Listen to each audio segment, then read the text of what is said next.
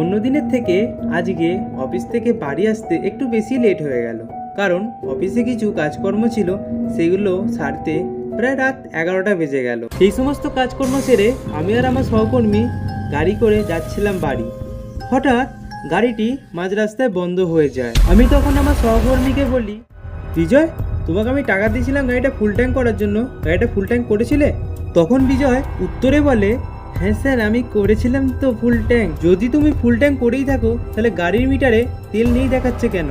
অনেকক্ষণ ধরে এইসব আলোচনা করার পর আমি তারপর বলে উঠি, ছাড়ো এইসব বাদ দাও, যা হবার তো হয়েছে, এখন রাত্রিটা কোথায় কাটাবো সেটা ভাবো। এদিক ওদিক দেখতে সামনে একটা বাড়িতে আলো জ্বলছে বলে মনে হলো।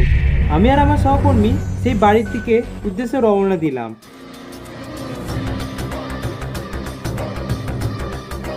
রাস্তায় যেতে যেতে একটি গাছের কাছে এসে বিজয়ের বস বিকি হঠাৎ দাঁড়িয়ে পড়ে আর নিজের মনে মনে কি সব আবল তাবল কথা বলতে থাকে। তারপর বিজয়কে ডেকে বিকি বলে, বিজয়, ওই যে দূরে দেখতে পাচ্ছ আলো জ্বলছে ঘরটার মধ্যে, ওইখানে চলে যাও, ওইখানে রাতটা তুমি আজ কাটিয়ে নাও, আমি এই গাছতলাতেই কাটিয়ে নেবো।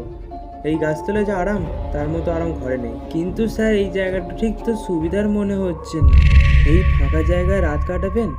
এত কথা বাড়াচ্ছ কেন? আমি তো তোমার বস, আমি যেটা বলছি সেটা তুমি করো।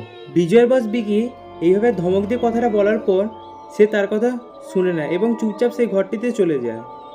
এবং তারপরের দিন সকালবেলা যখন হয়, সে তার বসকে এবং গাছটিকে আর দেখতে পায় না।